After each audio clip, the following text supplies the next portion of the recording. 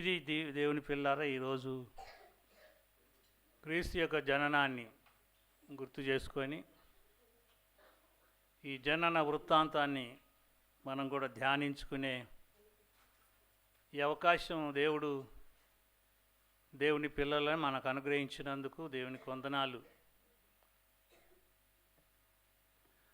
ప్రత్యేకంగా మనం డిసెంబర్ మాసాన్ని ఆనంద మాసంగా ప్రారంభం నుండి గుర్తుంచుకుంటాం. ఇది నిజంగా ప్రజలందరూ ఆనందించే ఆనంద మాసం. అందులో మనం కూడా ఆయన్ను సన్నిధిలో ఆనందించుటకు, ఆయన్ను స్తుతించుటకు ప్రభు ఇచ్చిన గొప్ప ఆధిక్యతగా భావించి ప్రభువును కనపరచాలి. కాబట్టి డిసెంబర్ మాసం దేవుని పిల్లలకు, మనకే కాదు కానీ ప్రపంచమంతటికి ఇది గొప్ప పర్వదినం.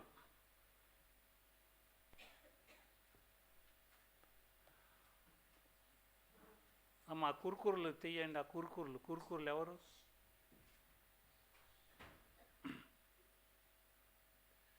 కనుక మనం ప్రభు సన్నిధిలో ఆనందించే గొప్ప ఆనంద మాసం. మనమే కాదు కానీ అన్యులు కూడా ఈ ఆనందంలో పాలు పుచ్చుకునే భాగ్యం దేవుడు ఇస్తూ ఉన్నాడు. కాబట్టి సంతోష సమయాల్లో మనం ప్రభునందు సంతోషించే గొప్ప భాగ్యం దేవుడు ఇచ్చినందుకు దేవుని ఎంతో స్తుతించాలి, ఎంతో ఘనపరచాలి, ఆ వెలుగును చూడాలి. దైవ లేఖనాలు అనేకసార్లు మనం ధ్యానం చేస్తుంటాం. నరవతారిగా భూమి మీదికి అరుదించిన ప్రభు అని. వాస్తవానికి పరం నుండి భూమికి దిగి వచ్చిన ప్రభు ఆయన, దిగి వచ్చిన ఆయన,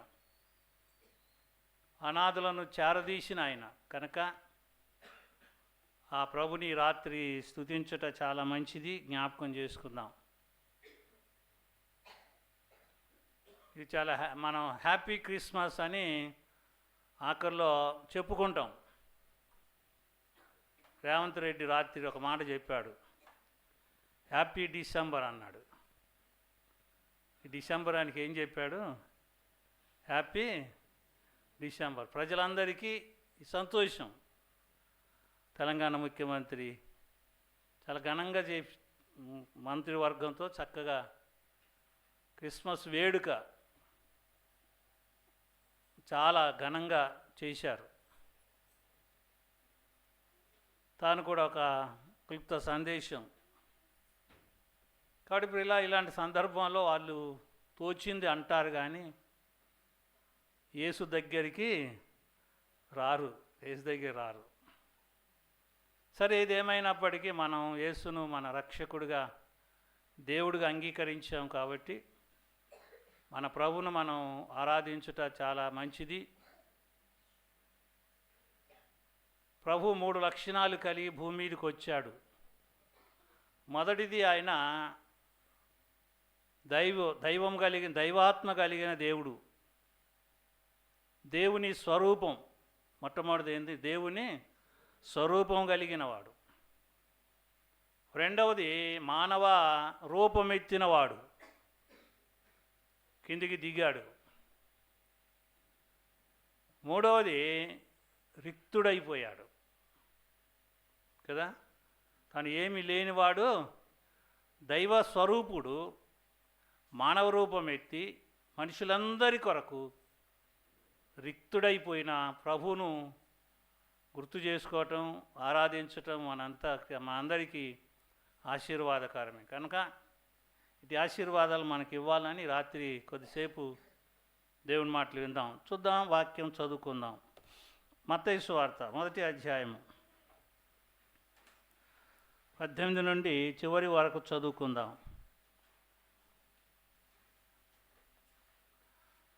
ప్రభాకర్ మాస్టర్ గారు వచ్చి చదువుతారు. మత్తయి సువార్త 1వ అధ్యాయంలో ఆయన జనన వృత్తాంతం కొన్ని మాటలు ఉన్నాయి, జ్ఞాపకం చేసుకొని తదుపరి వాక్య సందేశంలోనికి వెళ్దాం.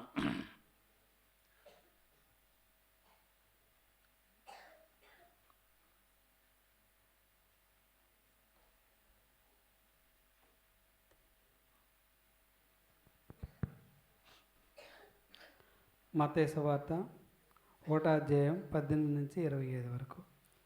యేసుక్రీస్తు జనన విధానం ఎట్లనగా, ఆయన తల్లి అయిన మరియా యేసేపునకు ప్రదానము చేయబడిన తర్వాత వారు ఏకము కాక మునుపు ఆమె పరిశుద్ధాత్మ వలన గర్భవతిగా ఉండెను. ఆమె భర్త అయిన యేసేపు నీతిమంతుడై ఉండి ఆమెను అవమానపరచునొల్లక రహస్యముగా ఆమెను విడనాడ ఉద్దేశించెను. అతడు ఈ సంగతులను గూర్చి ఆలోచించుకొనుచుండగా, ఇదిగో ప్రభుదూత స్వప్నమందు అతనికి ప్రత్యక్షమై, దావీదు కుమారుడవైన యేసేపు, నీ భార్య అయిన మరియను చేర్చుకొనుటకు భయపడకుము. ఆమె గర్భము ధరించినది పరిశుద్ధాత్మ వలన కలిగినది. ఆమె యొక్క కుమారుని కనును. తన ప్రజలను వారి పాపముల నుండి ఆయనే రక్షించెను. కనుక ఆయనకు యేసు అని పేరు పెట్టుదవనెను. ఇదిగో కన్యక గర్భవతి ఏ కుమారుని కనును. ఆయనకు ఇమ్మానుయేలుని పేరు పెట్టుదువు అని ప్రభు తన ప్రవక్త ద్వారా పలికిన మాట నెరవేరినట్లు ఇదంతయు జరిగెను. ఇమ్మానుయేలుని పేరునకు భాషాంతరమున దేవుడు మనకు తోడని అర్థము. యేసేపు నిద్ర మేలుకొని ప్రభుదూత తనకు ఆజ్ఞాపించిన ప్రకారము చేసి తన భార్యను చేర్చుకొని ఆమె కుమారుని కొను వరకు ఆమెను ఎరుగుకొండెను. అతడు ఆ కుమారునికి యేసు అని పేరు పెట్టెను. దేవుని పరిశుద్ధ వాక్యం పరిశుద్ధపట్టుగాక. తల ఉంచుతాం. చిన్న క్లుప్త ప్రార్థన చేసుకొని సమయాన్ని ప్రసాద్కి అప్పచెబుతాం. దేవుని వాక్యాన్ని అందిస్తారు. సత్యవతి అమ్మగారు చిన్న ప్రార్థన చేస్తారు, వాక్యం కొరకు మాత్రమే.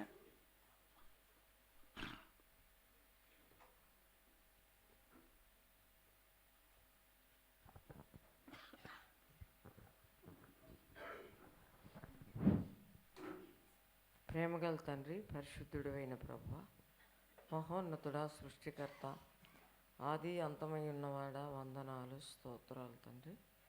ఈ సమయం ఇచ్చావు, సజీవు లెక్కలు మమ్మల్ని అందరి నుంచి నీ సన్నిధికి నడిపించిన విధానం బట్టి నీకు వందనాలు స్తోత్రాలు. ఆయన నీ ప్రేమ ఎంత గొప్పదయ్యా, వివరించడానికి ఈ వివరము చాలదు, కానీ పరిశుద్ధాత్మతో మమ్మల్ని నింపునాయన. నీ వాక్యానుసారంగా నడుచుటకు మమ్మల్ని సిద్ధపరచునాయన. ఇమ్మానుయేలుగా మా కోసం దిగి వచ్చావయ్యా నాయన. క్రిస్మస్ అంటే ఏంటంటే నిజముగా ఆరాధించిన వారు ఎంతో ధన్యులని, నిత్యము ఆరాధించాలి ప్రభా. ఈరోజే కాదు, ఈ నెల కాదు, కానీ బ్రతికినంత కాలము జీవితాంతం నిన్ను స్తుతించి ప్రార్థించి కనపరిచి నాయన వాక్యానుసారంగా నడుచుటకు మాకు జ్ఞానము ఆలోచనిచ్చి నీ ఆత్మతో మమ్మల్ని నింపు నాయన. నీకు వందనాలు స్తోత్రాలు తండ్రి. పరిశుద్ధాత్మ దేవుడా, జీవాధిపతి, జీవము గల దేవుడు, మమ్మల్ని సృష్టించిన దేవుడు అయ్యా, నిజముగా సృష్టించవయ్యా. ఎంత గొప్ప ప్రేమ! నిన్నైతే మేము ప్రేమించలేదు, కానీ మమ్మల్ని ఎంతగానో ప్రేమించి నాయన కంటి పాప వలె కాపాడి మరి ఈ దినం వరకు మమ్మల్ని సజీవ లెక్కలు ఉంచినందుకు కూడా నీకు వందనాలు స్తోత్రాలు చెల్లిస్తున్నానయ్యా. పరిశుద్ధాత్మ దేవుడా, జీవాధిపతి, జీవము గల దేవుడు, చూసే దేవుడు, మాట్లాడే దేవుడు, మాతో ఉన్న దేవుడా, నీకు నిండు వందనాలు స్తోత్రాలు చెల్లిస్తూ చిన్న ప్రార్థన యేసయ్య నామములో అడిగి బ్రతిమాలి వేడుకొంచున్నాము తండ్రి, ఆమేన్. మంచి దేవుని వాక్యాన్ని చదువుకుందాం. యోహాను సువార్త 1వ అధ్యాయము 1వ వచనం నుండి చదువుతాము. ఆదియందు వాక్యముండెను, వాక్యము దేవుని యొద్ద ఉండెను, వాక్యము దేవుడై ఉండెను, ఆయన ఆదియందు దేవుని యొద్ద ఉండెను, సమస్తమును ఆయన మూలముగా కలిగినెను, కలిగి ఉన్నదేదియు ఆయన లేకుండా కలుగలేదు. ఆయనలో జీవముండెను, ఆ జీవము మనుషులకు వెలుగై ఉండెను. ఆ వెలుగు ప్రకాశించుచున్నది గాని చీకటి దాన్ని గ్రహింపకుండెను. దేవుడి పరిశుద్ధ వాక్యాన్ని దీవించును గాక. మంచిది, మీ అందరికీ క్రిస్మస్ శుభాకాంక్షలు. Happy Christmas. మంచిది, చాలా ఎక్కువ మంది ఉన్నారు కానీ శబ్దం తక్కువ వచ్చింది. మంచిది, మనం ఈస్టర్కి, గుడ్ ఫ్రైడేకి, క్రిస్మస్కి ఒకేలాగా ఉన్నామని అనిపిస్తుంది. మంచి దేవుడు మనకిచ్చిన ఈ మరొక క్రిస్మస్ దినాలను బట్టి ప్రభుకి మహిమ కలుగును గాక. పాస్టర్ గారు ఈరోజు క్రిస్మస్ సందేశాన్ని అందించడానికి వారు నాకు ఇచ్చిన సమయాన్ని బట్టి పాస్టర్ గారికి వందనాలు తెలియచేస్తూ ఉన్నాను. క్రిస్మస్ సందేశాన్ని మనం చాలాసార్లు విన్నాము. సుమారు మనం ప్రతి సంవత్సరము ప్రతిరోజు కూడా వింటాము క్రిస్మస్ గురించి. క్రిస్మస్ సందేశాన్ని మనం వింటూనే ఉన్నాము. అంటే క్రిస్మస్లో క్రొత్త ధనం ఏదైనా ఉన్నది అని ఒకవేళ వెతకాలి అంటే మనకు కొంచెం కష్టంగా దొరుకుతుంది. ఎందుకంటే ఈ వాక్య భాగాలన్నీ మనకి బాగా పరిచయమైన విషయాలే. అయినప్పటికీ కూడా మనం దేవుని సన్నిధిలో ఉన్నాం కాబట్టి దేవుని మాటలు మనం వినాలి. దేవుడు అనేవాడు వాక్య రూపంలో ఉన్నాడని కూడా మనం ఇప్పుడు చదువుకున్న వాక్యంలో మనం చూస్తూ ఉన్నాము. దేవుడు అంటేనే వాక్యము.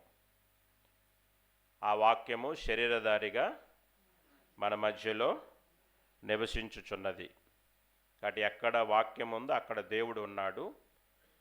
దేవుడు ఉన్నాడని భావించిన వారందరూ కూడా దేవుని వాక్యాన్ని వినాలి. అంటే దేవుడు అని మనం దేని ద్వారా గ్రహిస్తామంటే వినుట ద్వారా. దేవుడు అనేవాడు ఉన్నాడు అని మనం ఎట్లాగ గ్రహిస్తామంటే దేవుని యొక్క వాక్యాన్ని వినుట ద్వారానే. చాలాసార్లు మన ఆశ ఎలాగుంటుందంటే నేను దేవుణ్ణి చూస్తే ఉన్నాడు అని చెప్తాను అని మన భావము. కానీ వాక్యం ఏం చెప్తుందంటే వింటే, మీరెంత ఎక్కువ వింటే దేవుని వాక్యాన్ని మీరంతగా దేవుని గురించి తెలుసుకుంటారు. దేవుడు అంటే ఏంటో మీకు తెలుస్తుంది. కాబట్టి దేవుణ్ణి చూడాలి. దేవుడంటే ఎవరు, దేవుడు ఎలా ఉంటాడు అని మనుషుడు ప్రయత్నం చేస్తున్న ఈ సమయంలో లేకపోతే ఈ కాలంలో మనం చేయవలసిన పని ఏమిటంటే దేవుని వాక్యాన్ని బాగా వినాలి. దానివల్లే మనకి విశ్వాసం పెరుగుతుందని కూడా బైబిల్లో ఉంది. చూడడం వల్ల విశ్వాసం పెరుగుతుందని ఎక్కడ బైబిల్లో లేదు. వినుట వల్ల మీకు విశ్వాసము కలుగుతుంది. కాబట్టి దేవుని వాక్యాన్ని వినటము వలన మనకి విశ్వాసము కలుగుతుంది. కాబట్టి క్రైస్తవ సమాజము లేకపోతే ప్రభుని నమ్ముకున్న మనము చేయవలసిన పని ఏమిటంటే దేవుని వాక్యాన్ని బాగా వినాలి. విన్నప్పుడు దేవుడు ఉన్నాడు అనే గ్రహింపు మనకి వస్తుంది. దేవుడు ఉన్నాడు అని ఏదో ఒక చిత్రము దగ్గరికి వెళ్ళి లేకపోతే ఎవరో చెక్కిన శిల్పం దగ్గరికి వెళ్ళి దేవుడు ఇలా ఉన్నాడు అని కానీ మనం ఒకవేళ నిరూపించగలిగితే, లేక శిల్పమును చేసిన వాడు కానీ ఆ చిత్రమును పెయింట్ చేసిన వాడిని కానీ మనం అడిగితే ఇది దేవుని రూపము కాదు, ఎవరో నాకు ఇచ్చిన ఓ చిత్రపటాన్ని చూచి ఈ చిత్రాన్ని వేశానని చెప్తాడు.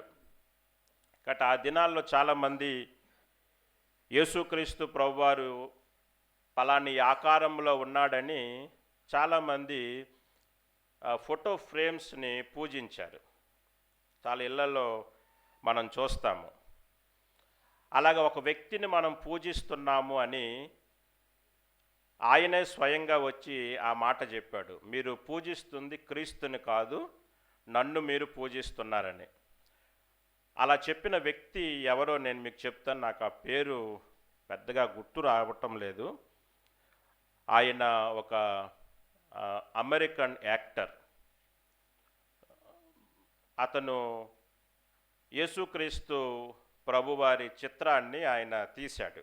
అందులో ఆయన మెయిన్ హీరో. అయ్యా, passion of Christ, Mel Gibson. So thank you brother Chakravarthi. కాబట్టి ఆయనే స్వయంగా వచ్చి చెప్పిన మాట ఏమిటంటే, మీరు పూజిస్తుంది క్రీస్తుని కాదు, మెల్ గిబ్సన్ అనే వ్యక్తిని మీరు పూజిస్తున్నారు. కాబట్టి ఈ ప్రయత్నాన్ని మీరు మానుకోండి. దేవుడు అనేవాడు శక్తివంతుడు, దేవుడు మహాప్రభావము కలిగినవాడు. ఆయన స్వరూపము లేక ఆయన లక్షణాలు కొన్నైనా నాలోన లేవు. కేవలం నాకు అమెరికన్స్ నాకు కొన్ని డాలర్లు ఇచ్చారు కాబట్టి నేను ఆ చిత్రంలోన నటించాను అని చెప్పిన విషయాలు మనందరికీ బాగా తెలుసు. కాబట్టి యేసుక్రీస్తు ప్రభువారి గురించి లేకపోతే యేసుక్రీస్తు ప్రభువారి గురించి చరిత్రలో చెప్పిన విషయాలన్నీ మనకి బాగా తెలుసు. ఆయన ఎవరిలాగా ఉండేవాడు కాదు. ఆయన స్వయంగా ప్రభువే చెప్తున్న మాట ఏమిటంటే, నేను ఆది నుండి ఉన్నవాడిని. ఏదో మరియ గర్భంలో శిశువుగా జన్మించిన నాటి నుండి దేవుడు ఉన్నాడేమో మనం అనుకుంటున్నాము, కానీ ఆయన ఎప్పటి నుంచి ఉన్నాడంటే ఆది నుండి. బైబిల్లో దానికి సంబంధించిన కొన్ని వాక్య భాగాలు నేను మీకు చూపించాలని అనుకుంటున్నాను. సామెతల గ్రంథం 8వ అధ్యాయాన్ని కానీ మనం చూస్తే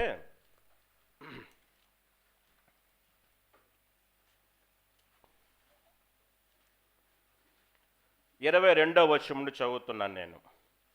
పూర్వకాలమందు తన సృష్టి ఆరంభమున తన కార్యములో ప్రథమమైన దానిగా యెహోవా నన్ను కలుగ చేసెను. అనాది కాలము మొదలుకొని మొదటి నుండి భూమి ఉత్పత్తి అయిన కాలమునకు పూర్వము నేను నియమింపబడితిని. ప్రవాహ జలములు లేనప్పుడు, నీళ్లతో నిండిన ఓటలు లేనప్పుడు నేను పుట్టితిని. పర్వతములు స్థాపింపబడకమునుపు, కొండలు పుట్టకమునుపు, భూమిని దాని మైదానములను ఆయన చేయకమునుపు, నేలమట్టిని రవ్వంతయును సృష్టింపకమునుపు నేను పుట్టితిని. ఆయన ఆకాశ విశాలములను స్థిరపరిచినప్పుడు, మహాజలముల మీద మండలములను నిర్మించినప్పుడు నేనక్కడ ఉంటిని. అంటే దేవుడు ఎప్పటి నుండి ఉన్నాడో, ఆయన ఎలాగున్నాడో సామెతల గ్రంథంలో వ్రాయబడినట్లు మనం చూస్తూ ఉన్నాము. మనందరం ఊహించుకుంటున్నట్లు యేసుక్రీస్తు ప్రభువారు కన్య మరియ గర్భంలో జన్మించిన నాటి నుండి కాదు ఆయన ఉనికిలోనికి వచ్చింది. ఆయన ఎప్పటి నుంచి ఉన్నాడటండి? ఆది నుండి. ఆది అనే మాటకు బైబిల్ ఎలా రాయబడిందంటే, అనాది కాలమున, అనగా ఇంకా ఏమీ కలగక మునుపు నుండి అంటూ దానికి సంబంధించిన కొన్ని నిర్వచనాలు ఆయన రాస్తున్నాడు. నీళ్లతో ఓటలు నిండక మునుపు, పర్వతములు మైదానములు పుట్టక మునుపు, భూమి మీద రవ్వంతైన మట్టి లేనప్పటి నుండి నేను ఉన్నాను. ఆ మాటని యోహాను భక్తుడు చాలా చక్కగా ఎలా రాస్తున్నాడంటే, ఆయన ఆది నుండి ఉన్నాడు, ఆది నుండి ఆయన ఉన్నాడనే మాట బైబిల్లో రాయబడినట్లు మనం చూస్తూ ఉన్నాము. దీనికి ఒక పండితుడు, బైబిల్ పండితుడు చెప్పిన మాట ఏమిటంటే సాధ్యము కాని కాలము నుండి, అంటే ఆ మాటకి ఆయన ఏమని అర్థం రాశాడంటే ఆ కాలమందు మనుష్యులు అక్కడ ఉండలేరట. ఆయన ఉన్న కాలమందు మనుషులు ఉండడానికి వీలు లేని కాలము నుండి కూడా ప్రభువైన యేసుక్రీస్తు వారు ఉన్నారు. కాబట్టి అలాంటి గొప్ప మహత్యము కలిగిన ప్రభువైన యేసుక్రీస్తు మన దేవుడు.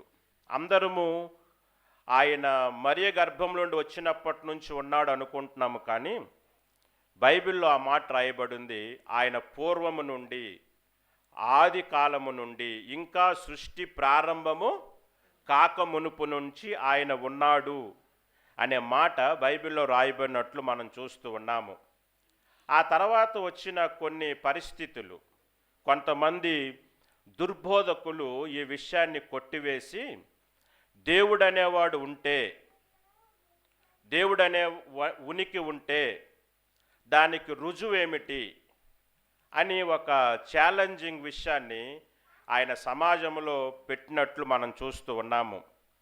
ఆయన పేరేమిటంటే ఏరియస్ అనే ఒక దుర్బోధకుడు చేసిన ప్రయత్నం ఏమిటంటే క్రీస్తుకు పూర్వము లేకపోతే క్రీస్తు 4వ శతాబ్దంలో ఏరియస్ అనే ఒక దుర్బోధకుడు చెప్పిన మాట ఏమిటంటే యేసుక్రీస్తు ప్రభువారు మొదటి నుండి లేడు, ఆయన లేడు, ఉంటే ఆయన మరల మానవునిగా ఎందుకు జన్మించాల్సిన అవసరం అతనికి వచ్చినది, సృష్టిని సృష్టించి సృష్టిని పరిపాలిస్తున్న క్రీస్తు అలాగే ఉండొచ్చు కదా అనే వాదన సమాజంలో తీసుకొని వచ్చాడు. బహుశా ఈ విషయాన్ని మీరు యాక్సెప్ట్ చేస్తారో లేదో కానీ చాలామంది ఇప్పుడు చేస్తున్న పని ఏమిటంటే ఈ వాదాన్ని నమ్మి, ముఖ్యంగా యెహోవా సాక్షులు ఈ వాదాన్ని బాగా నమ్మి వారు చేస్తున్న విషయం ఏమిటంటే బైబిలుకు వ్యతిరేకముగా బైబిల్లో ఇవ్వబడిన సత్యములను వారే సొంతగా రాసుకొని బైబిల్ని వ్యతిరేకించి బోధించి వారు దినములను పరిస్థితులను అన్నిటినీ మార్చి ప్రభువుకి దూరంగా ఉన్న పరిస్థితులు మనకి లోకంలో చాలా కనిపిస్తూ ఉన్నాయి. వారు యెహోవా సాక్షులు గురించి మనకి బాగా తెలుసు. కాబట్టి కొన్ని దుర్బోధలు, ప్రభువైన యేసుక్రీస్తు గురించిన కొన్ని దుర్బోధలు ప్రారంభమైన కాలం అప్పటి నుంచి కూడా ఇలాంటి పరిస్థితులు సంభవిస్తూ ఉన్నాయి. కాబట్టి నేటి క్రైస్తవ సమాజం నమ్ముచున్న విషయం ఏమిటంటే బైబిల్ ప్రకారంగానే మనం చూస్తే యేసుక్రీస్తు ప్రభువారు నిత్యత్వము నుండి ఉన్నాడు. ఆయన ఎప్పటి నుంచో ఉన్నాడు. ఆయన మరియ గర్భంలో నుండి వచ్చినప్పటి నుంచి కాక మునుపు నుంచి ఆయన ఉన్నాడు. ఒకవేళ అలాంటి పరిస్థితే ప్రభువుకున్నదని కానీ మనం భావించి ఉంటే ఈ లోకములో సృష్టి జరిగేది కాదు, మానవుని యొక్క ఉత్పత్తి ప్రారంభమయ్యేది కాదు, యేసుక్రీస్తు ప్రభువారు ఎవరికి కూడా ప్రత్యక్షమయ్యేవాడు కాదు, ఆయన ప్రజలకు తగిన తీర్పు తీర్చేవాడే కాదు అనే విషయాన్ని మనకి బాగా తెలుసు. ఆది కాండంలో ఆ సత్యాలన్నీ మనకున్నాయి. యేసుక్రీస్తు ప్రభువారు ఆయన ఈ లోకానికి రాక మునుపు నుంచి ఉన్నాడు కాబట్టి ఆయన సృష్టిని కలుగ చేశాడు. బైబిల్ ఆ విషయాలన్నీ మనకి ఆది కాండములో మనకు బాగా కనిపిస్తాయి. ఆయన మొదటి నుండి ఉన్నాడు గనుకనే ఆయన సృష్టిని కలుగ చేశాడు. సృష్టిలో ఉన్న ప్రజలను పరిపాలించాడు, వారికి విధి విధానాలు నేర్పించారు, వారు ఎలాగ జీవించాలో వారికి దేవుడు చెప్పారు. వారు తప్పు చేసినప్పుడు వారికి దేవుడు తీర్పు కూడా తీర్చాడు. కొన్ని సందర్భాల్లో దేవుడు వారికి ప్రత్యక్షమైనట్లు కూడా మనం చూస్తూ ఉన్నాము. అందులో మనం బాగా గమనించాల్సిన విషయం ఏమిటంటే ఆదికాండం 15వ అధ్యాయంలోన ఆయన అబ్రహాముకు ప్రత్యక్షమయ్యాడు. అబ్రహాముకు ఆయన ప్రత్యక్షమైనట్లు కూడా మనం బైబిల్లో చూస్తూ ఉన్నాము. అబ్రహాము ఇంటి నుంచి పారిపోతున్న హాగరుకు ఆయన ప్రత్యక్షమైనట్లు కూడా మనం బైబిల్లో చూస్తున్నాము. మోషే తన మామ మందను కాయుచున్నప్పుడు కూడా ఆయన మోషేకు ప్రత్యక్షమైనట్లు మనము బైబిల్లో చూస్తూ ఉన్నాము. కనుక యేసుక్రీస్తు ప్రభువారు ఆయన మనము కలగక మునుపు నుంచి ఉన్నాడు. సృష్టి ప్రారంభం నుండి కూడా యేసుక్రీస్తు ప్రభువారు ఉన్నట్లు బైబిల్లో మనకి తేటగా రాయబడిన సత్యాలు మనం చూస్తూ ఉన్నాము. ఒకవేళ క్రీస్తు ఉన్నాడు అని మనుషులు ప్రయత్నము చేసి చూడాలనుకుంటే ఆయన్ని ఎవ్వరము కూడా చూడలేకపోదుమనే మాట కూడా బైబిల్లో ఉంది. మీకా గ్రంథంలో మనకు ఆ మాటలు క్లియర్గా రాయబడి ఉంటాయి. 5వ అధ్యాయంలో ఉంటుంది బహుశా విషయం.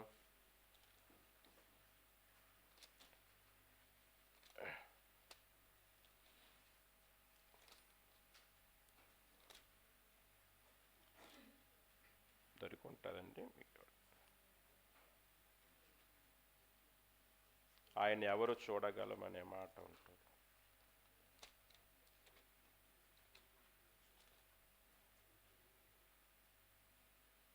ఎవరైనా చూస్తే చెప్తారా? పోయినా ఆయన్ని చూచుట ఎవరికి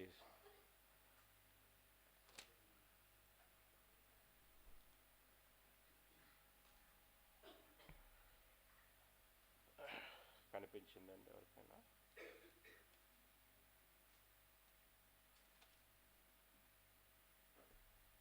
సరే, మధ్యలో ఎవరికైనా కనిపిస్తుంది అమ్మా? మీకా 1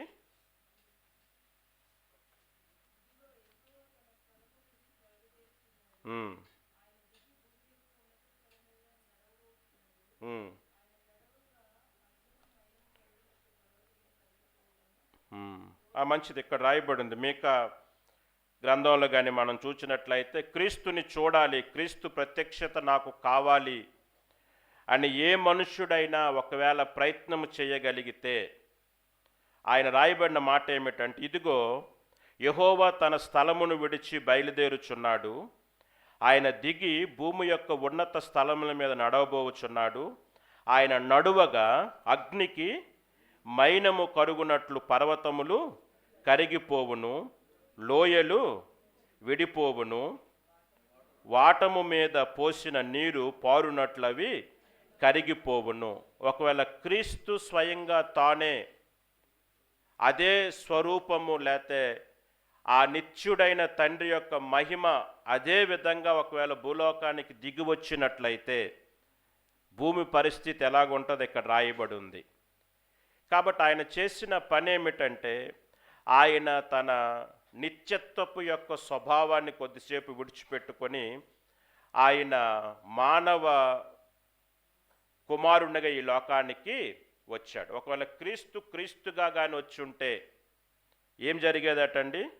ఆయన తన స్థలమును విడిచి బయలుదేరినట్లయితే, ఆయన భూమి మీద అడుగు పెట్టినట్లయితే ఏమవుతాయటండి? మైనము వలె కరిగిపోతుంది. భూమి ఎలా కరిగిపోతాటండి? మైనము వలె. పర్వతములు కరిగిపోవును, లోయలు విడిపోవును. అలాంటి గొప్ప మహిమ కలిగిన ప్రభు మన ప్రభు అయిన యేసుక్రీస్తు. ఈరోజు చాలామందికి ఉన్న సందేహం ఏమిటంటే, ప్రభు అయిన యేసుక్రీస్తు మనుష్య కుమారుడిగా ఎందుకు వచ్చాడు, నరవతారిగా ఎందుకు ఈ లోకంలో ఉద్భవించినాడు అని చాలామందికి ప్రశ్న ఉన్నది. ఆ ప్రశ్నకు జవాబు ఎక్కడుందండి? మీకా గ్రంథంలో కానీ మనం చూస్తే, ఆయన అదే రీతిగా వస్తే భూమి పర్వతములే కరిగిపోతుంటే మైనము వలె మరి మానవుని పరిస్థితి ఏమైపోద్ది? మన పరిస్థితి ఎలాగుంటుందో ఆలోచించేయండి ఒకసారి. కాబట్టి మనల్ని ప్రభు రక్షించడానికి, మనల్ని దేవుడు విమోచించడానికి ఆయన స్వయాన తనకున్న వైభవాన్ని అంతటిని కూడా విడిచిపెట్టుకొని వదులుకొని ఆయన మనుష్య కుమారుడిగా ఈ లోకానికి వచ్చాడు. ఆయన లోకానికి మనుష్య కుమారుడిగా వచ్చాడు. ఆయన లోకానికి మనుష్య కుమారుడిగా రావడానికి ఆయన ఒక స్త్రీ గర్భమును ఎంచుకున్నాడు. చాలాసార్లు ఆ స్త్రీ గురించి కూడా మనం బయట చాలా అవమానకరమైన విషయాలు మనం వింటూ ఉంటాం ప్రస్తుతానికి. అది ఎలా జరిగింది, అది జరగని పని కదా అని. దేవుడు అనేవాడు మనుషునిలాగా సాధారణమైన పనులు చేయడండి. ఆయన ఎలాంటి పనులు చేస్తాడట? అసాధారణమైన పనులు. ప్రభు చేసే పని ఏదైనా ఉందంటే, దేవుడు చేసే కార్యములు ఏవైనా ఉన్నవి అంటే అవి ఎలాగుంటాయంటే అసాధారణంగా ఉంటాయి. సాధారణంగా మనుషులు చేసినట్లు ఉండవు దేవుడు చేసిన పనులు ఏవైనా కూడా. ఆయన అసాధారణమైన పనులు చేస్తాడు. కాబట్టి ఆయన జననమును కూడా అసాధారణమైనది. ఆయన ఒక స్త్రీ గర్భములోనికి పరిశుద్ధాత్మ ద్వారా ప్రవేశించి పాపరహితుడిగా ఈ లోకానికి రావాలి. ఎందుకంటే ఆయన మన పాపములను క్షమించాలి కాబట్టి, మనకు ఆయన రక్షకుడు కాబట్టి, ఆయన మన కొరకు ఇవ్వబడ్డాడు కాబట్టి ఆయనకి పాపం అనేది ఉండకూడదు. ఆయన పాపరహితుడుగా ఉండాలి. అందుకే యేసుక్రీస్తు ప్రభువారు మరియ గర్భంలోని ఉద్భవించినట్లు మనం చూస్తూ ఉన్నాము. వాస్తవానికి మనకే ఆశ్చర్యం కాదు, మరియకు కూడా ఆశ్చర్యం వేసింది కదా. దేవుని దూత వచ్చి ఆమెకు చెప్తే ఏమన్నది, ఇది ఎలాగూ సాధ్యము, ఇది ఎలా జరిగింది అని ఆమె కూడా చాలా ఆశ్చర్యపడిపోయింది. కానీ దూత చెప్పిన మాట ఏమి, నువ్వు దయాప్రాప్తురాలు, నువ్వు దేవుని దయ నిన్ను కమ్ముకున్నది, అందుకే నీవు గర్భము ధరించితివి అనే మాట చెప్పినట్లు మనం చూస్తూ ఉన్నాము. అలాగైతే యేసుక్రీస్తు ప్రభు కంటే ముందు పరిశుద్ధత విషయానికి వస్తే మరియ గురించి బైబిల్లో రాయబడింది. మరి మనము మరియని ఎందుకు పూజించము? ఏమండి, చాలామంది మరియను పూజిస్తున్నారు కదా.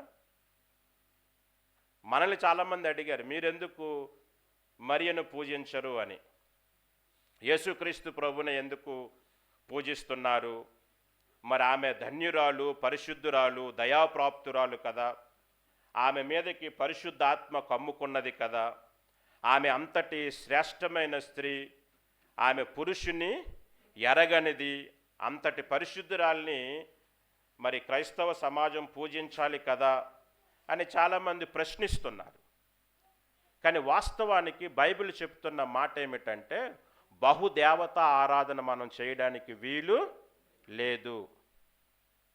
ఒకరు అలాగే ఎవరైనా చేసినట్లయితే దాన్ని ప్యాగన్ ప్రాక్టీస్ అంటారు. ఆ పని మనం చేయకూడదు. బహుదేవత ఆరాధన. దేవుడు అనేవాడు ఒక్కడే. దేవుడు అనేవాడు ఎవరాటండి? ఒక్కడే. ఆయన అందరికీ దేవుడై ఉన్నాడు. అయితే ఇక్కడ ఎందుకు మనము ఆ విషయాన్ని నిషేధించాము, ఎందుకు ఆ పని మనం అమలు చేయము అంటే, ఓ చిన్న ప్రమాదం వచ్చింది ఇక్కడ. మరియను పూజించడం వల్ల వచ్చిన ఒక ప్రమాదం ఏమిటంటే, ఆమెని ఆమె కుటుంబీకులందరినీ పూజించాల్సిన అవసరం వచ్చింది. నేను మీకు అడుగుతాను కొంతమంది పేర్లు. మరియతో పాటు ఇంకా ఎంతమందిని పూజిస్తున్నారు ఇక్కడ చెప్పండి? వెలంగిని, ఇంకా కోడూరు మాత, లూర్దు మాత కదా. నేను ఒకసారి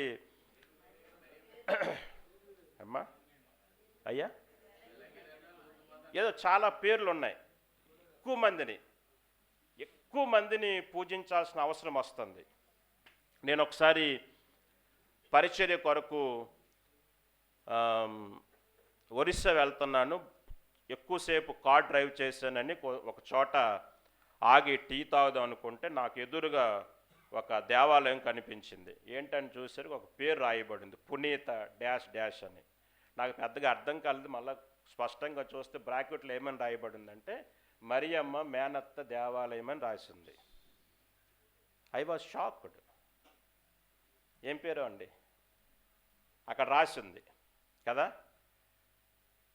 ఒకసారి నేను బహుశా ఇక్కడ చిన్న ఉన్నాడు, ఒక హెల్ప్ చేస్తే మంచిది. వాళ్ళ వీధి వైపు వెళ్తే అక్కడ ఒక ఫెస్టివల్ జరుగుతుంది. నేను అడిగాను ఏంటి ఫెస్టివల్ అంటే, మరియమ్మ గారి అమ్మమ్మ పండుగ ఏదో అక్కడ చేస్తున్నారనే విషయాన్ని చెప్పారు. బహుశా పేరు ఐడియా ఉంటే చెప్తే ఇంకా మంచిది కదా. ఒకరోజు అక్కడ ఒక ఫెస్టివల్ జరుగుతుంటే అడిగితే చెప్పారు అక్కడ. కాబట్టి చాలాసార్లు ఇప్పుడు జరుగుతున్న పరిస్థితి ఏమిటంటే, ఈ ప్యాగిన్ ప్రాక్టీస్ అనేది ఎక్కువైపోయింది. అంటే బహు దేవత ఆరాధన ఎక్కువైపోయింది. ఆ కారణాన్ని బట్టి మనం చేస్తున్న పని ఏమిటంటే, కేవలం యేసుక్రీస్తు ప్రభువుని తప్ప మరెవరిని కూడా మనం పూజించటం లేదు. అది అక్కడతో ఆగిపోయిందంటే అక్కడతో ఆగిపోలే. అక్కడ జరుగుతున్న పరిస్థితులన్నీ మనకి బాగా తెలుసు. తప్పనిసరిగా అక్కడికి వెళ్తే కొండ మెట్లెక్కి వెళ్ళాలి కదా. అక్కడ తప్పనిసరిగా మన తల వెంట్రుకలు ఇవ్వాలి, కొబ్బరికాయలు, ఊదొత్తులు అన్నీ కూడా మనం అక్కడ ఇవ్వాల్సిన అవసరం మనకి ఉన్నది. ఒక పెద్ద యాత్రా స్థలంలాగా కదా. అన్యులకి మనకి సంబంధం లేని పరిస్థితులు మనకు అక్కడ బాగా కనిపిస్తున్నాయి. కాబట్టి దేవుని వాక్యం బోధిస్తున్న విషయం ఏమిటంటే, దేవుడు అనేవాడు ఒక్కడే, వేరొక దేవుడు మనకి ఉండకూడదు అనే విషయము బైబిల్ తేటగా బోధిస్తుంది. కాబట్టి నేటి క్రైస్తవులు చేస్తున్న పని ఏమిటంటే, యేసుక్రీస్తు ప్రభుని తప్ప మరెవరిని కూడా మనము పూజించటం లేదు. ఒకవేళ ఇంకా ఎవరినైనా పూజించినట్లయితే అది బహు విగ్రహ ఆరాధన. దాన్ని బైబిల్ నిషేధించింది. దాన్ని మనం చేయడానికి వీలు లేదు అనే విషయాన్ని కొట్టివేసింది. కాబట్టి మనం ఆ పని చేయటం లేదు. కానీ ఆమె గుణగణాలు, లేక ఆమె లక్షణాలు, లేక ఆమె పవిత్రత, ఆమె పరిశుద్ధత నేటి క్రైస్తవ సమాజానికి అనేక విషయాలను నేర్పిస్తుంది. వారు అనేక విషయాలు మనకు నేర్పించారు. యోసేపు కూడా మనకి చాలా విషయాలు నేర్పించాడు. వారికి దేవుని దూత ప్రత్యక్షమైందంటే వారు ఎంత పరిశుద్ధంగా జీవించిన దంపతులు మనకు బాగా అర్థమవుతుంది. కానీ వారిని పూజించడానికి, వారిని ఆరాధించడానికి మనకి ఎక్కడా కూడా అనుమతి ఇవ్వబడలేదు. ఆ విషయాన్ని మనము చేయడానికి లేదు. ఎందుకంటే వారిని పూజించడం వల్ల వారి కుటుంబీకులందరినీ పూజించాల్సి వస్తుంది. వారి కుటుంబీకులకు అందరికీ కూడా దేవాలయాలు నిర్మించాల్సి వస్తుంది. వారి కుటుంబీకులకు అందరికీ కూడా భక్తులు కావాల్సిన అవసరం మనకు వస్తుంది. కాబట్టి క్రీస్తుని తప్ప మనం ఎవ్వరిని కూడా ఆరాధించడానికి వీలు లేదు. అది బైబిల్లో కూడా స్పష్టంగా రాయబడిన విషయాన్ని మనం చూస్తూ ఉన్నాము. కనుక యేసుక్రీస్తు ప్రభువారు శరీరధారిగా ఈ లోకంలోనికి జన్మించిన కారణం ఏదైనా ఉన్నది అంటే, ఆయన మనందరికీ రక్షకుడుగా ఉండడానికి ఈ లోకానికి ఆయన వచ్చాడు. ఉనికిలో యేసుక్రీస్తు ప్రభువారు మనుష్య కుమారుడుగా రాక మునుపు నుంచి ఆయన ఈ లోకములో ఉన్నట్లుగా బైబిల్లో స్పష్టంగా మనకి వివరిస్తున్నది. కాబట్టి యేసుక్రీస్తు ప్రభువారి జననమును మనం ఏ విధంగా అయితే నమ్ముచున్నామో అదే రీతిగా యేసుక్రీస్తు ప్రభువారి మరణమును కూడా మనము నమ్మాలి. యేసుక్రీస్తు ప్రభువారి పునరుద్ధానమును కూడా మనము నమ్మాలి. యేసుక్రీస్తు ప్రభువారి ఆరోహమును కూడా నమ్మాలి. చివరగా మనం నమ్మవలసింది ఏంటండి? ఆయన రెండవ రాకడ. తప్పనిసరిగా మనము క్రీస్తు యొక్క రెండవ రాకడని కూడా నమ్మాలి. ఈ 5 కూడా క్రైస్తవ విశ్వాసానికి పునాది వేయబడ్డాయి. అనేకులు వీటిని నమ్మక దేవుణ్ణి విశ్వసించట్లేదు. కానీ మనమైతే వీటన్నిటినీ నమ్మవలసి ఉన్నది. క్రీస్తు యొక్క జననము, ఆయన మరణము, ఆయన పునరుద్ధానము, ఆయన యొక్క ఆరోహణము, 5వది ఆయన మరల తిరిగి రానయ్యున్నాడు. ఆయన రెండవ రాకడిని కూడా మనం తప్పనిసరిగా నమ్మాలి. ఈ కార్యములు ఏవి కూడా వారి కుటుంబం నుంచి వచ్చిన వారు చెయ్యలేరు. కాబట్టి వారిని మనం దేవుళ్ళుగా ఆరాధించటం లేదు, వారిని దేవతలుగా మనం పూజించటం లేదు. కేవలము యేసుక్రీస్తు ప్రభువారు తప్ప మరి ఈ కార్యములు చెయ్యువారు ఎవ్వరూ కూడా లేరు. ఈ విషయాన్ని క్రైస్తవ సమాజం నమ్మవలసి ఉన్నది. మన విశ్వాసము కూడా వీటి మీద ఆధారపడి ఉన్నది. ఈ 5 మీదే మన విశ్వాసము కూడా ఆధారపడి ఉన్నట్లుగా మనకి బైబిల్ బోధిస్తుంది. మనము కూడా వీటి మీదే మన విశ్వాసాన్ని పెంచుకుంటున్నాము, మన విశ్వాసానికి పునాది వేసుకుంటున్నాము. ఈ విశ్వాస యాత్రల ఈ ప్రయాణము దేని కొరకంటే, క్రీస్తును నేను చూడాలి, క్రీస్తును నేను కలవాలి. ప్రభుతో ఉండాలి, ప్రభువుని సమీపించాలి. కాబట్టి నా నేత్రములు దేవుణ్ణి చూడాలి, నా శరీరము దేవునికి సమీపముగా ఉండాలి. చాలామంది ప్రార్థనలు మనం చేస్తాం, ప్రభువా నేను నిన్ను చూడాలి, నీతో నేను నివసించాలి అని ప్రజలు చేస్తున్న ప్రార్థనలు మనందరం ప్రస్తుతం వింటూ ఉన్నాము. కనుక దేవుని దగ్గరకు చేరాలి అన్నా, దేవుణ్ణి చూడాలన్నా, ఆయన్ని కలవాలన్నా ఆయన ద్వారా తప్ప ఈ కార్యాలు మరి ఎవ్వరూ కూడా చెయ్యరు. అందుకే మనం మిగతా వారిని పూజించమని, ఆరాధించమని చాలామంది మనల్ని కోపగించుకుంటున్నారు, మనల్ని చాలామంది అవమానపరుస్తున్నారు. నన్ను చాలామంది గసురుకున్నారు ఈ విషయంలో. మీ వలనే, మీ సంఘాల వలనే సమాజము పాడైపోతుంది. క్రీస్తును తప్ప మీరెవరిని కూడా ఆరాధించరు, క్రీస్తును తప్ప మీరెవరికి కూడా పూజ చెయ్యరు అని నాతో చాలామంది వాదించారు. కానీ మన విశ్వాసం ఏమిటంటే ఈ 5 కార్యములు దేవుడు చేస్తున్నాడు కాబట్టి మేము యేసుక్రీస్తు ప్రభువుని తప్ప ఎవరిని కూడా మేము నమ్మము. వారికి ఏమి పెద్ద వాక్య సందేశాన్ని మనం ఇవ్వనవసరంలే, ఈ ఫండమెంటల్ ఫౌండేషన్స్ కానీ వారికి చెబితే మిగతా వారు ఎవరు కూడా ఈ పని చేయటం లేదు. నిజముగా ప్రభువైన యేసుక్రీస్తే దేవుడు, ఈయనే మనుషుల పాపములను రక్షించే రక్షకుడు. మరలా ఆయన ప్రజలైన వారందరినీ కూడా ఆయన తనతో పాటు ఉంచుకునే గొప్ప దేవుడు. కనుక దేవుని యొక్క ఉనికి అటువంటిది. ఆయన ఉనికి నిత్యత్వం నుండి మరలా తిరిగి నిత్యత్వం వరకు ఉన్నది. అందుకే ప్రభువైన యేసుక్రీస్తు వారే దేవుడు అని మనం ఒప్పుకుంటున్నాము, అంగీకరిస్తున్నాము. ఆయన ఎదుట మనం సాగిలపడి క్రీస్తుని మనము పూజిస్తున్నాము, ఆరాధిస్తున్నాము. ఇప్పుడే పాస్టర్ గారు చెప్పారు కదా, క్రిస్మస్ అంటే క్రీస్తుని ఆరాధించడము, ఆయన దైవత్వాన్ని, ఆయన లక్షణములను, ఆయన గుణగణములను మనము ఆరాధిస్తున్నాము, ఆయన్ని మనం పూజిస్తున్నాము.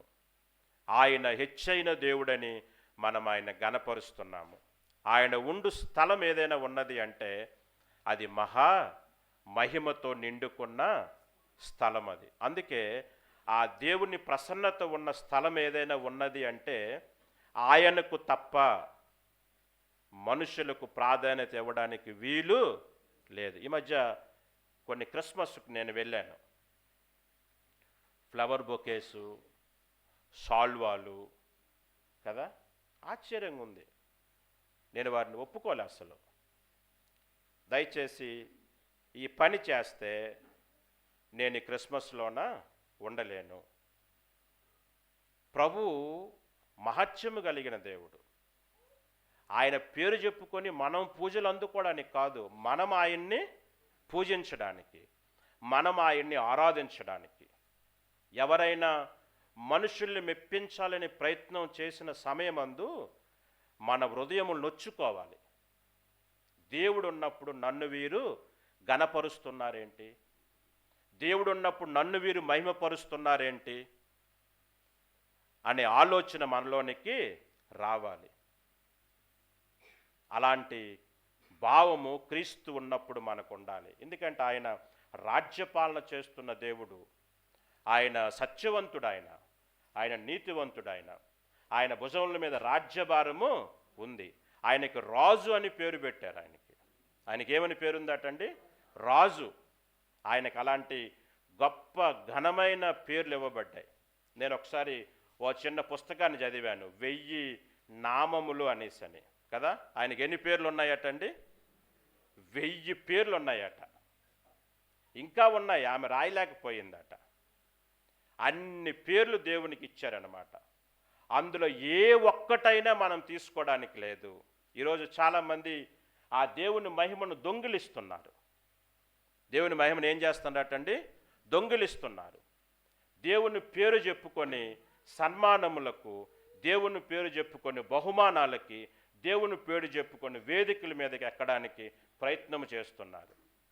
అలాంటి సమాజంలో మనం ఇప్పుడు జీవిస్తున్నాము. ఎప్పుడూ కూడా మనము దేవుని మహిమను దొంగిలించడానికి వీలు లేదు.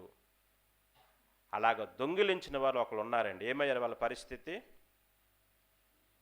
ఏమైంది? కిందకి పడద్రోయబడ్డది కదా.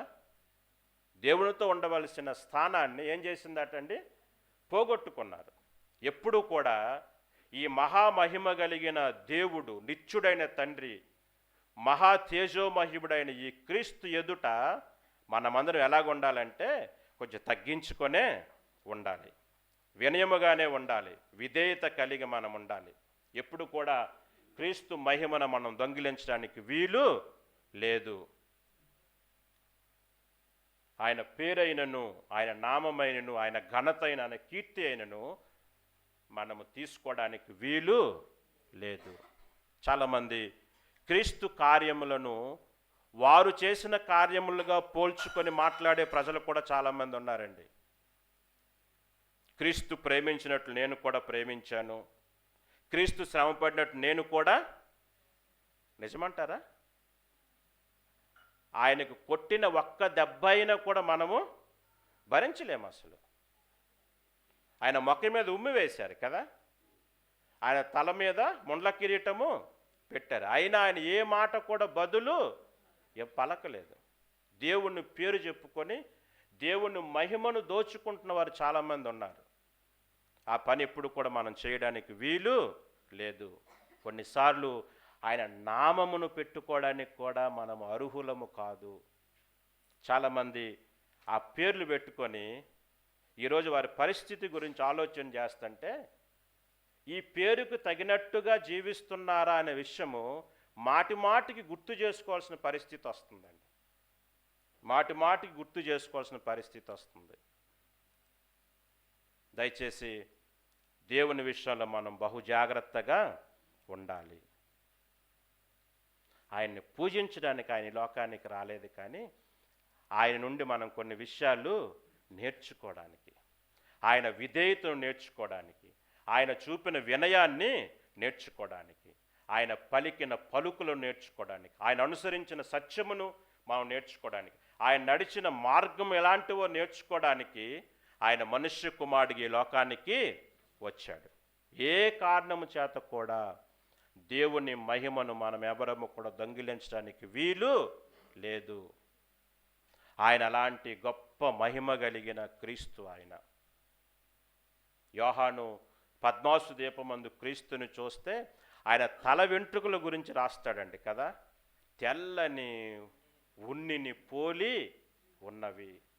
ఆయన కంఠస్వరము గురించి, ఆయన నేత్రముల గురించి, ఆయన పలికే పలుకు గురించి ఆయన మాట్లాడుతుంటే ఎంత గొప్ప మహిమ కలిగిన దేవుడు నా దేవుడు, అలాంటి దేవుడు నేను ఆరాధిస్తున్నాను. ఆలోచన చెయ్యండి, మన దేవుడు ఎలాంటి వాడు? మన దేవుడు అసాధారణమైన దేవుడు. మన దేవుడు ఆయనతో పోల్చబడిన వారు ఎవ్వరూ కూడా ఈ లోకంలో లేరు. మరి ఆయన ఎదుట మనం ఎలాగున్నామండి? ఆయన మనం ఎలా మొక్కుతున్నాము? ఆయన ఎదుట మనం ఎలాగ సాగిల పడుతున్నాము? ఆయన మనం ఎలాగ ఆరాధిస్తున్నాము? ఒకసారి ఆలోచన చేద్దాం.